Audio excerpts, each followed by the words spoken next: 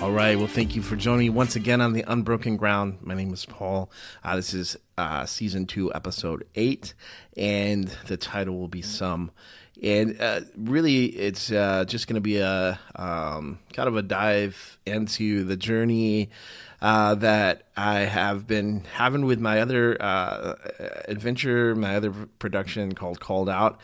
Just thinking about how different callings have been, a little bit about my own, and just another, not necessarily commercial, but another pitch for why you should listen to that one as well as listen to this one, and also just think about what it means to be a devoted follower of Jesus, what it means to be a disciple, all those type of things.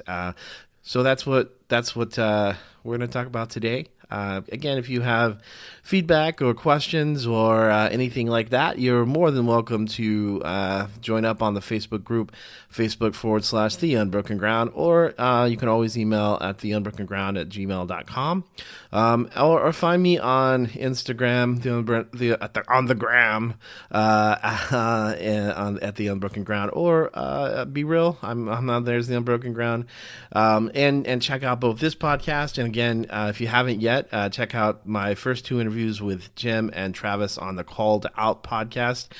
You can search for those. They're in 2 places. The Unbroken Ground is in many more places, but Called Out is in 2 places. I'm testing out kind of the Spotify platform just as a different approach to podcasting, and then that way I can give advice to maybe some future people who want to podcast. But it's on 2 places. It's on Spotify and it's on Apple Podcast, which you can get through iTunes. So if you've got both of those are free. Both of those you can access those for free, depending on the device that you have. But Called Out, it's an Unbroken Ground production. That's also going on right now. So we're gonna jump into Some.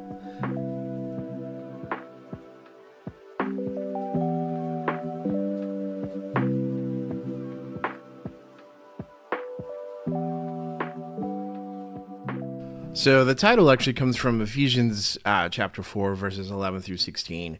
And I'm going to read that. So you can look it up later if you're driving or if you're maybe working out. I don't know what you might be doing listening to this podcast. Maybe not paying attention, just using this as noise to get through the day. That's fine too. But Ephesians chapter 4, verses 11 through 16. I'm reading the New Revised Standard Version. And this is what it says. It says, the gifts he gave, speaking about God, Paul is speaking about what the gifts that God gives his followers, those who are following Christ. It says, the gifts he gave, that some would be apostles, some prophets, some evangelists, some pastors and teachers, to equip the saints for the work of the ministry, for building up the body of Christ, until all of us come to the unity of the faith and of the knowledge of the Son of God, to maturity, to measure of the full stature of Christ. So one of the things that has been so interesting as I've been doing these interviews, and I've only done 2, but there's a couple more I've already kind of lined up and looking ahead. I'm super excited about is just because of all the differences in how people stories, how God has worked in our hearts, how God has worked in calling. Briefly, because I've talked about this before, I experienced a calling when I was at camp, which is not unusual. A lot of calls to be into the ministry, a lot of rededications, a lot of decisions for following Christ happen in a camp setting. But I, when I was the summer after my 8th grade year, and I was a wet young guy behind the ears, just trying to figure out life a little bit, trying to figure out who I was, and unsure about what I believed, and had my season of difficulties and doubts, and went to a camp, my first ever summer camp experience, which again, I love summer camp. That's one of the places that I have connected with God so well. And so it's no it's no surprise that summer camp has continued to play a big role in my life throughout my adulthood, throughout my college and all that. But eighth grade, Glorieta, New Mexico. The first time I'd ever gone to a summer camp, the first time I'd ever really spent that much time away from my family, because we drove and stayed there for 4 or 5 days and came back. First time going to the mountains, and for somebody who grew up in the middle of Texas, which is where I grew up in hill country, which is beautiful. I'm not saying it's not beautiful, but it's not mountains, and so that was an amazing thing as well, just to be, and even the mountains around Glorieta are just at the bottom of the range of the Rockies. So they are not what you can see in Colorado, but still, there I am, in the midst of the mountains, in the midst of this experience, just being surrounded by a schedule that's basically, put together so that you can seek God and find God, and all of your time is focused on that, and then you have these awesome worship nights, and that was back when I could sing your lover. I could sing of your love forever. Not sing of your lover. I could sing your love forever was the banger, was the big hit. Lord, lift your name on high. That was the thing that everybody was super excited about. You didn't get to. Those were not things that I heard in my regular Sunday worship, and so. Just having those type of songs, and that kind of a song for which, it really did just kind of become a generational thing for us. But just to have that experience, and then I got the chance to pray for the whole camp. They asked for somebody to kind of start the worship service with a prayer, and my youth minister asked me, and that was a definite seed planted for maybe God's calling me out to do something specific vocationally. But that was just a seed. I hadn't really thought about it. I didn't plan it. I didn't know. It was just maybe I can consider that. And then I think it was the last night. Usually is. But Wednesday or Thursday night, the next day we're gonna go home. You have that moment of worship service, and I can remember this distinct feeling. And I don't remember a lot of things about my childhood. This is no longer brief, but if you've ever listened to my podcast, when I say brief, I don't really mean that. But it's briefer than it could be. I hit my head a lot when I was a child, ran into a lot of things, had a lot of bruises, had a lot of running into walls. I don't know. I'm blind. Mostly, I'm super nearsighted, so maybe that has something to do with it. Throws my perception off, probably. But anyway, for whatever reason, the way my brain works, I just don't remember a whole lot of things about my childhood. But I do remember being in the chapel at Glorieta, New Mexico, at camp, at the encampment, being there, and the invitation, which happened every night. There was always a chance to respond. And in the Baptist life, that's a super important time, because that's when we're asking people to come to accept Jesus Christ, come to dedicate your life to ministry. We had a rededication. And I remember sitting in the pew, because it was pews, it wasn't chairs, it was pews. And I remember sitting there and going, I gotta go up front. But I remember not knowing. I remember the urgent call in my heart to go, but and distinctly I remember that I was like, I don't know what I'm going to say when I get there, because in my head I'm thinking, I got saved and I was baptized when I was 8. Why am I going? Why am I doing this? But I went because I knew God was calling me to do that, and I was like, we'll figure it out when we get to the front. And when we got to the front, out of my mouth came, I want to rededicate my life, and I want to dedicate my life to serving God in vocational ministry in some form, fashion. And that was where I received my call. Now, obviously, that's something that has been refined over the years, and it's always been kind of the true north for me, like that. Like, I know I'm headed towards vocational ministry, and that was always something that I did. For me, and I already talked about this on other podcasts, so other episodes. I don't want to belabor the point because I don't want to just continuously repeat myself. But for me, it was always something I was headed for, regardless of where I was at. There's a lot of different paths that I took to get to vocational ministry, and then I thought I was headed in one direction, and God totally changed that and moved me to somewhere else. Even up to the point now where I'm what I would call adjacent ministry. I'm not. I work at a Christian organization, but it's not. I'm not a pastor or minister or something like that. Vocational, that we consider the traditional kind of callings, or even some of the as we go back to Ephesians, some of those specific callings that get out. But that was always my calling, and I knew it from basically that point in my eighth grade.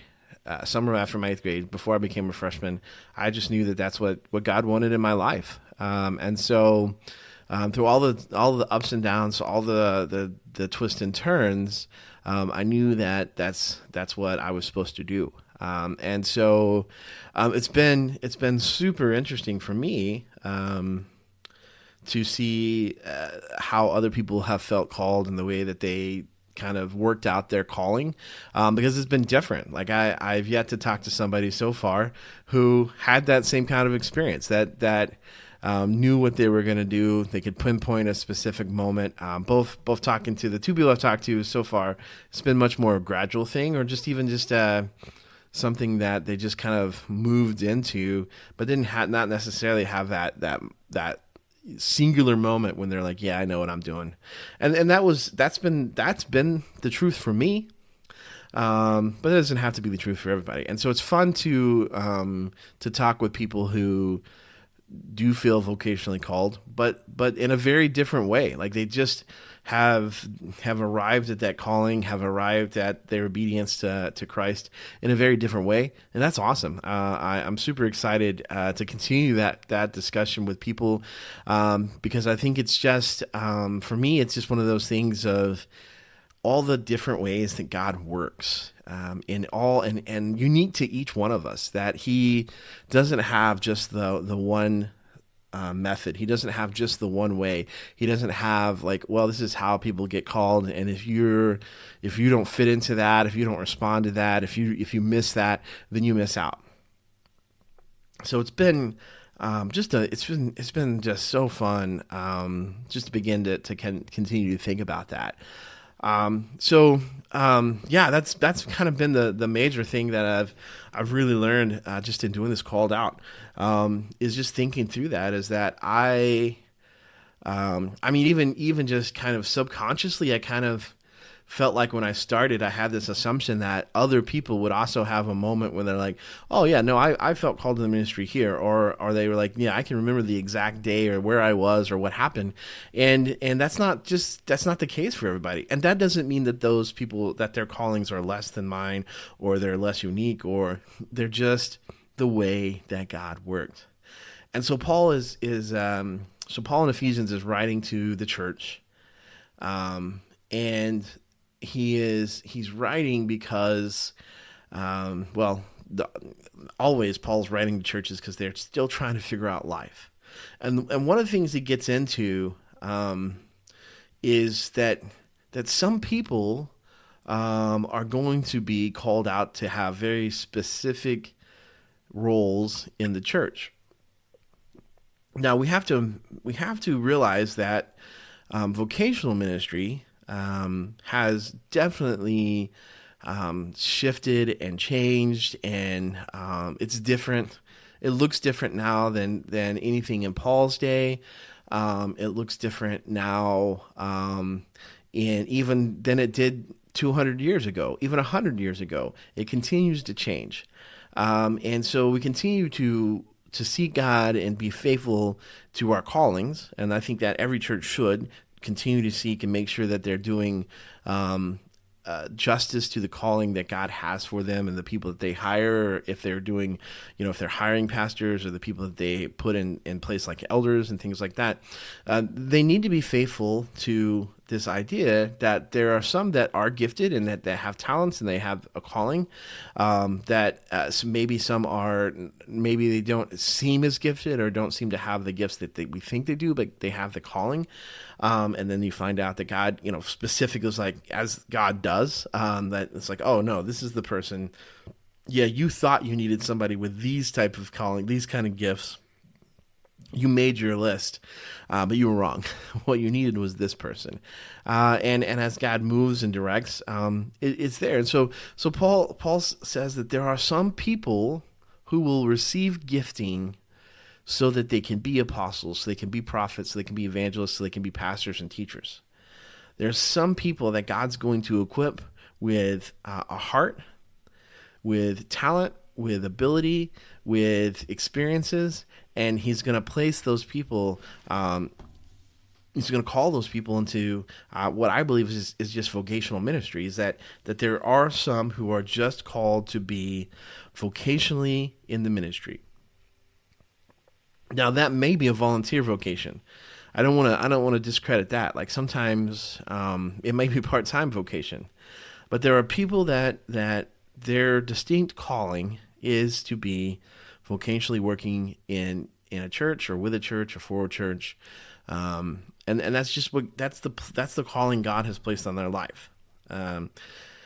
But as a general rule, there are other callings that we have, that all Christians have, that I think that we should remember, because the idea is that the reason that we have vocationally called people is to equip the saints. This is verse 12 again from Ephesians 4, for the work of the ministry, for building up the body of Christ. So it's important here, I think, to really remember that those that are called to be apostles, prophets, evangelists, pastors, and teachers, and those are things that had specific offices in the early church, and those things have changed a little bit, and we call them different names, and we have different ideas for them in the modern church, and that's okay, because it's the same thing. It's just we do things a little bit different, and God is still being honored and served, but the reason He calls them is not just so that there'll be some that get to have this kind of prestige of being a pastor or a minister, or that they have some kind of closer connection with God, as famously my mother-in-law, when I was getting married to my wife, she was getting both her knees replaced, and she says, I want Paul to pray because he's got that closer connection because he's a minister or called to the ministry. And that's not the reason. It's actually that there are some called to equip the saints, the believers, to do ministry. And I think the thing to remember, that if you're a follower of Christ, if you are a believer, if you are a disciple, if you've said yes to Jesus, then you have a calling. Now, again, we have in some ways elevated certain callings like pastors and youth pastors and worship leaders and missionaries to Africa and just missionaries in general. And that's nothing wrong. Like, those are all great things. Like, we should celebrate those and people called to those things, because God, I believe, does call the people vocationally for people to do those things. And it's awesome and amazing that they do that. And God gives and God guides and God, the Spirit works in them, and God uses those people. But to come back to the purpose of why there are some set aside for that reason is to equip the church, the believers, to do the ministry.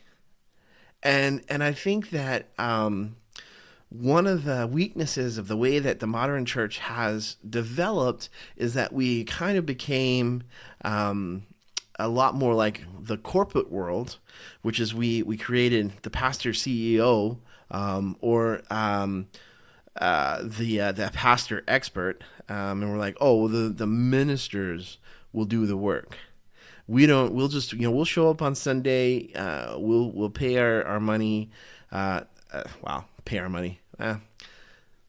that might be a little tongue in cheek, Freudian slip there. Will tithe, so that we can be, oh yeah, I participate in the ministry because I pay that minister's salary, right? That's like sometimes we have that total like, oh yeah, that's my ministry as I provide so the church can pay people to do the ministry.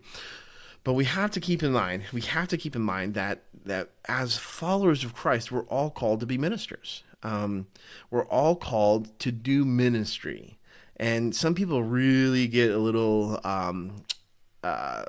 crossways about some of that because they are like, whoa, not everybody is a minister. And that's fine. If you don't want to say that, you can't say, though, that not everybody is called to do the work of the ministry. Because that's what Paul says it right here in Ephesians 4. He says that there are some called to be ministers, to minister to the believers, to shepherd the believers so that they can minister to the world. So they can do the work of the ministry, so they can build up the body of Christ, so they can come, they can find unity and faith, and they can they can bring others to the knowledge of who Jesus is. They like that if you're a follower of Jesus, you have ministry to do. So elsewhere, Paul says this. He says that God has prepared good works for you to do. There's no sitting on the sidelines if you're a follower of Jesus. If you're a follower of Jesus, then you have been called to do good works. You've been called to serve. You've been called to do ministry. You are a minister. Maybe not in the formal sense, maybe not in the vocational sense, but wherever you might be, God says, go and do the work of the ministry. And the work of the ministry is not, the lion's share is not done by the vocational ministers. The lion's share of what the vocational ministers are doing is to prepare you, to prepare me, to prepare the church to go do the body, to go to be the body of God, of Christ, to go out and do all the work.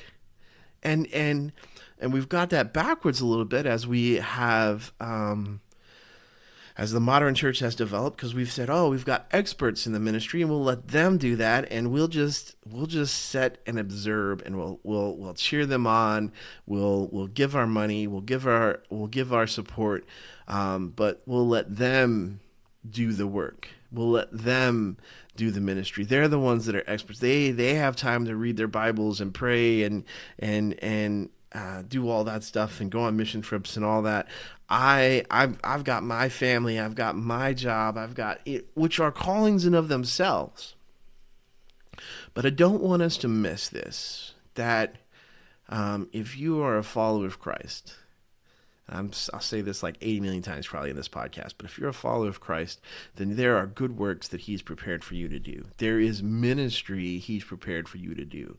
And it'll look different for everybody, and that's amazingly awesome because God knows that we're not the same. God knows that we are not all going to, like, we can't all be, that's why Paul, he tells the Corinthians, he's like, you can't all be the eye. You can't, and it would be foolish for the eye to be like, hey, I'm an eye, but I'm also going to do the hand's job. Or the hand to say, oh, I'm a hand, but I'm going to do the foot's job. Or the mouth to say, I'm a mouth, but I'm going to do the nose's job. Like, it's like, no, you all have these unique giftings, these unique callings that you have, that you are called to live out. Because God is so good and he's so great. He's like, I've got something for uniquely you. The way that I made you, the things that you like, the things that bring you joy, the things that you know, the talents that you have, I have something for you to serve me using all those things. And the work of pastors and ministers is to prepare and to encourage and to shepherd you into that. If you're a follower of Christ, you have a ministry, you have a calling. It may not be vocational, but you have it, and that is the well, we'll get into this in a moment too, but I'll come back to this. We'll see if I do. I always say I'll come back to something. I think I just always forget, but that is like this, like when Jesus tells the parable of the talents. Jesus is talking about the idea that whatever you have, maybe you don't have a ton of skills or experience. Maybe you don't have, um, book learning, and maybe it's hard for you to read and memorize the Bible. Maybe you just don't feel like you're able to teach people or influence people. That's fine. You don't have to do those things. You should still read the Bible, memorize it. But those are not your main callings. Maybe you're just called to pray for people. Maybe you're called to be a hospitality, like you're called to cook for people and invite people into your home and to love on people. And regardless of where you're at, whatever you've got going on as far as your skills or your work or whatever, wherever you might be, you're called to be that minister, that person, that salt, that light to the people around you. So your ministry is right where you are, and you don't have to be formally trained, and you don't have to be formally like an apostle or a prophet or a teacher or a pastor. You don't have to be any of those things. One of the things that we talked about on Wednesday night. I love this for the youth group that I'm helping out with, and leading a small group with underneath my friend Aaron, and we talked about like how powerful it is for your story for your friends. How powerful it is, and especially talking about youth, especially talking about kids who are standing up and going, "I'm a follower of Jesus. That's what I do. That's who I am." And just the power of that. Like it's powerful sometimes to see adults too, and it's encouraging to see that. But when you're hanging out with your friends and your friends are like, "No, I'm down with Jesus. That's what I'm doing." Like that. There's a power in that adults can't hope to match. They can't hope to have that kind of influence that you have just by the fact that you are their age, that you are in their social group, that you like that's. And so wherever you might be, like this is an amazing thing. Like the Great Commission at the end of Matthew, when Jesus before Jesus ascends back into heaven, he kind of gives the last instructions, right? And this is what he tells the disciples. He's like, here's what you do as you go. Wherever you might be, whether it be Jerusalem or Samaria or to the very ends of the earth, as you go, do this. Teach people and baptize them. Teach them about Jesus. Teach them about the truth. Teach them about how to love God and love others, and teach them how to be followers, and teach them all those things as you go. And that's the wonderful, amazing, mysterious, frustrating part about what God does is like God puts you in places, sometimes just so that you'll be the salt and light that the people around you need. That encouragement, that pointing back to God. Like God puts you in those places, and you may be like, God, it's hard where I'm at. God, it's difficult. God, I don't like it here. God, I feel like I don't have friends. I feel like I'm not making a difference. And God says, just be the salt and light. I put you there for such a time as this, to quote the Esther story. Like you just can't know what God's doing. You just can't know what God's doing when you're always like, God, I don't like this. I'm not here. I don't. But He's like, are you there? Then you have good works to do. Are you a follower of Christ? Then you have ministry to participate in. Some of you may be called to be vocational ministers, but the vast majority are more likely to be called to be followers and disciples of Christ. I love, so two things. I told you I'd get back to this. I didn't lie this time. I am getting back to this. There are seasons of rest and recovery, and seasons where we are called to do great works, and it's good. It's okay to realize what season you're in, because knowing God is not the same thing as doing work for God.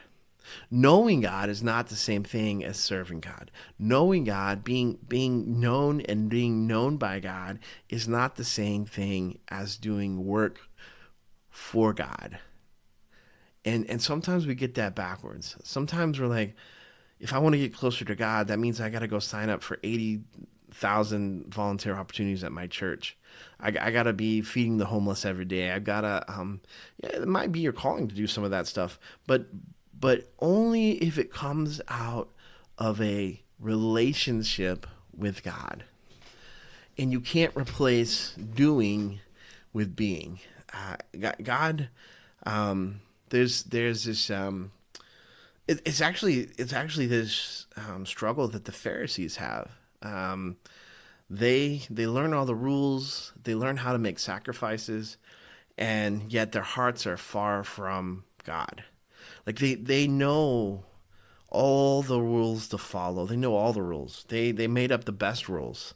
They know the sacrifices to make, and they bring the sacrifices, and then they bring the sacrifices, and they're like, God, why are you so far away? And he's like, your heart isn't in it. You're just doing a ritual. You're just doing what you think you should do because you're afraid of the consequences. You're not doing it because you want to be in a relationship. You're doing it because you're hoping to settle the score in such a way that you are in control. And so that is a problem. Like Jesus is like, what's better, obedience or sacrifices? That's quoting from the Old Testament, right? Because the Old Testament gets to this place where it's like, yes, you made the right sacrifices, but your heart wasn't in it, and you had no intention of being obedient. Your heart was far from me. There is seasons that we go through where we need to rest and not do. So you have work to do. God's put good works before you. But sometimes you need to rest and recover and prepare so you can do those works. Jesus did this constantly.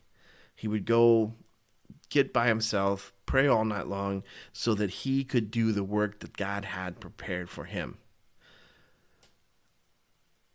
Sometimes our work is getting to that place that we're ready to serve God again, to go back out, that we've emptied ourselves and we need to be filled back up. In a regular season, hopefully that's happening on a regular basis. Like you are pouring out and getting refilled. You're pouring out and God's overflowing in you. You're pouring out into other people and God is overflowing into you. But sometimes you just go through a season where it's dry. And you've poured out everything you have, and you have nothing left, and those are the seasons where you should come back and rest, be refilled, be renewed, be refreshed for a season, not for the rest of your life, but to know that you're like, God, I'm coming back so that I can go out again. I'm coming back to rest in you so that I am able to be effective when I go out into the world again. And so we need to realize that there is some people are addicted to doing. Some people are convinced the more they do, the more that God has to bless them. And that's just not how it works. Like God has things set aside. He has things, but more than anything else in the whole wide world, God wants your heart. And when he has that, serving him is a joy, and serving him is your response. So that's the first thing. And the second thing is, sometimes we hesitate because we feel like we're either not good enough, not knowledgeable enough, not prepared enough, not trained enough, maybe. And there may be some truth to that if like you want to jump up and be a pastor and like teach, and that may not be, if you're feeling those things, you're feeling inadequate, that might not be your calling.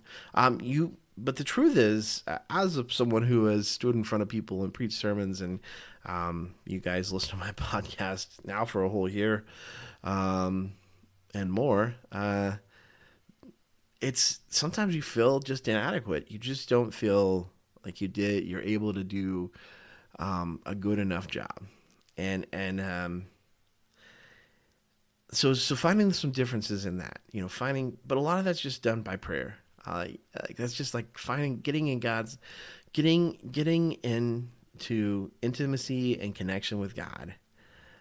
That's our calling. Like we are called inward to know God, and then we're called outward to make him known. We're called to love God with everything we have, and then we're called to love others as we love ourselves. Like, love God, love others. Like that's the two greatest commandments. Love God first with all your heart, mind, strength, and soul, and then love others. Those are the two things that Jesus, like, yeah, if you can do those things, you will fulfill the law. You'll take care of all those, because if you're loving God with everything you have, if you're wholly devoted to God, then you will be you will be listening and following, and then if you love others, then you will be living in such a way that it'll have the same rhythm as the law, and so we're called to do that. So if you're not doing anything and you are a follower of Jesus, and you aren't in a season of rest and recovery, then here's your call. Here's your challenge. You are called to do ministry. It may not look like what a pastor's ministry looks like. It may not look like what a teacher's ministry looks like. It may not look like a prophet or apostle, but you are called to do ministry. To some, he's given gifts specifically for what we call offices or positions within the church, but he's given gifts to all.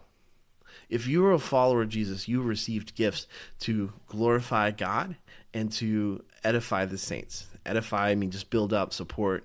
If you have accepted Jesus, then you have gifts. And so getting back to the story of the talents, Jesus tells this parable, right? He's like, there is this guy who has 3 talents. He goes and invests it and doubles his investment. He's got 2, and these are money and not actual talents. But anyway, another guy has 2 talents. He goes and he doubles that. And so he's got twice as much when the master returns. And then there was one guy who was like, I was afraid because you are so demanding as a master, which is a fun kind of twist on the story that we're not going to get into. But just I was afraid, so I buried my talents in the ground. And so when he came back, all he had was what he had been given, nothing more.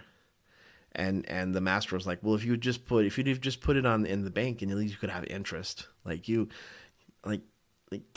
Don't waste the gifts and talents that God's given you. Find where you fit. Find where God's calling you to do your work.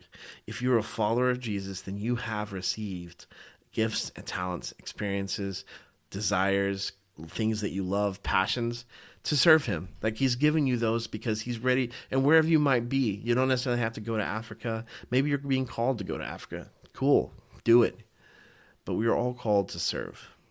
Some are called to serve vocationally in ministry, but all have callings.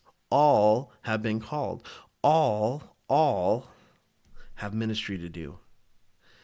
Whether you call yourself a minister or not, if you're a follower of Christ, then you have good works prepared for you. You have ministry to do, because it's the church's job to tell people, to love people, to be that change agent in culture, to be that the representation, the salt and light, the city on a hill, your good works shining before men.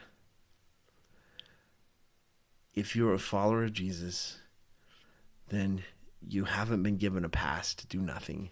Instead, wherever you might be, God has placed you there, and he has opportunities for you to serve him with your gifts, unique gifts, talents, aptitudes, skills, experiences, knowledge, emotions, all those things that are uniquely you. God has something for you. So that's the challenge this week. What is it that God has for you, and what are you doing? How are you participating? One of the things that I referenced earlier, and I didn't really flesh it out, is one of the things I'm learning is how to be a good church member. All these years I've been on staff and vocationally called, and it's just different, right? It's just not the same. And that's one of the things I've been living out over the last year is, how do I be the kind of church member, follower of Jesus that I would want if I was the pastor of a church, if I was the youth minister? What would I want? And how do I do that? And how do I live that out? How do I use the gifts and talents I have? One of the ways is this podcast. It's one of my creative ways to use my talents and skills, and I'm thankful for any that would listen to this. But what is God calling you to do? Where is he calling you? Where has he placed you? And what has he given you to do all the ministry with? Your talents, your gifts, your heart. So pray that this week. God, what do you got for me? What do you want me to do? I know I'm part of the sum that I've been called. Maybe not to be an apostle or pastor or teacher, but I've been called and I'm part of your followers, part of your body. God, what is it that you want me to do this week?